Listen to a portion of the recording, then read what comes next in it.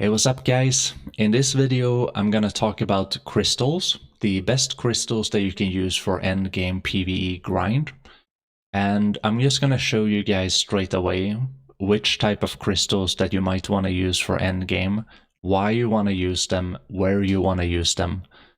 So you don't need to really worry about anything, you just need to sit down, relax, let me explain it. Don't worry about anything. Make sure to subscribe. Like the video, comment in the comment section, let's get into it. So as we can see right here, this is something that I would use for maximum DPS output. It doesn't really have any resist here. It's just plain and simply DPS. DPS by its own could be your own protection in a way. So depending on how fast you kill the monsters, they might not even hit you. So let's take a look at these. Macalod. Macalod gives you a lot of AP. These corrupted crystals, depending on where you grind, if you don't do too much back attack damage, I recommend using these. I also recommend using these if you don't cap out in specific places. If you do cap out and you do a lot of back attack, to be able to optimize that in the best way, I would use the darkness crystals.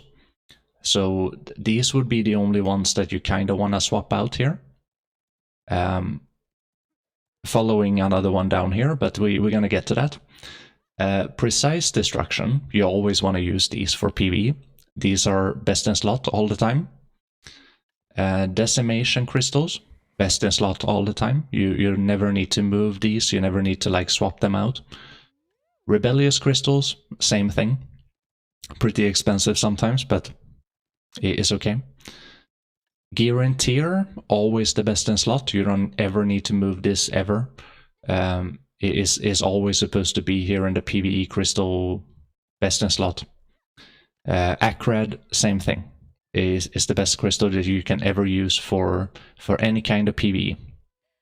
If you do use Charisad accessories, you get these additional crystal slots down here.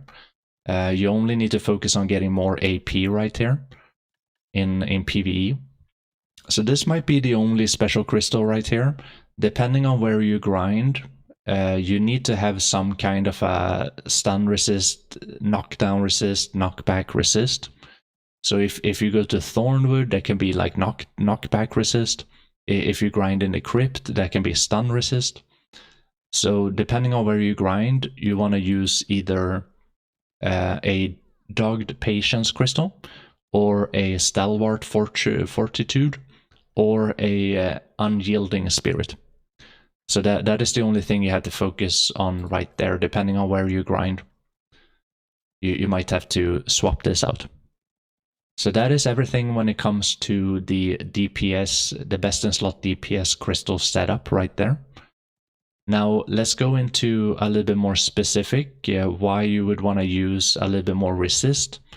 If you go to a place like Thornwood, for example, in Thornwood the monster do knockback, they have knockback on their skills. So if you get hit sometimes, you can get knocked back, and it's really annoying to get like interrupted in the combo. So having two of these fighting spirit crystals right there, that's most likely gonna solve it for you.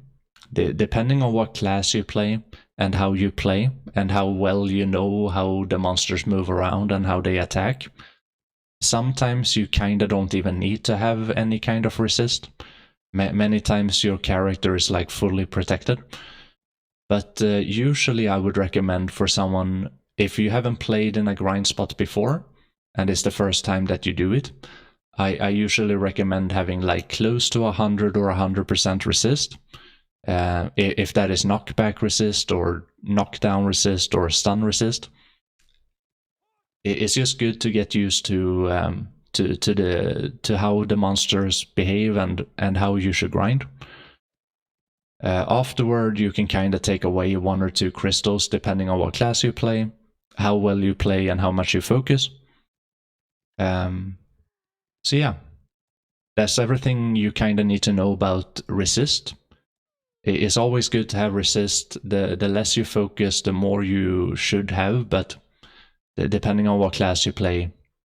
So some of these classes they don't really need to have anything, because you close to 100% protected anyway with super armors and forward guards, and sometimes you don't even get hit. You play like a ranged class or something. So that is something that you have to kind of feel out a little bit. So yeah, in a place like if you're gonna go kill some human monsters, you can many times use these PvP crystals, Viper crystal and Hysteria crystal. They're gonna give you human AP. Same thing with this Olicas crystal right there. It's gonna give you AP and cast speed, also attack speed. This is something that I would use for giant grind. If I didn't cap out here, I would use corrupted crystals.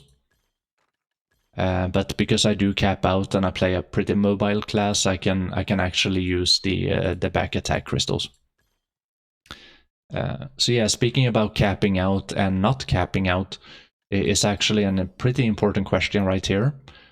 Straight up AP is gonna give you a little bit less AP than monster AP, specific monster AP.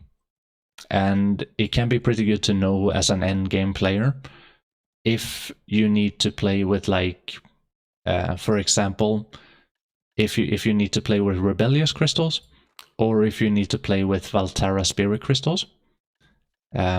The difference might only be like 1 AP though, so at the end of the day it doesn't really matter too much. But if you want to maximize everything, you always have to think about if you're capping out or if you're not capping out. If you're capping out, might be more better to focus on back attack damage. If you don't cap out, maybe you don't do that much back attack damage, you might actually want to use the corrupted. So depending on what class you play, depending on your mobility, depending on your amount of super armor, forward guard, how you play it, how well you can play it, your understanding of the grind spot, it kinda has to do with how you should set up your crystals.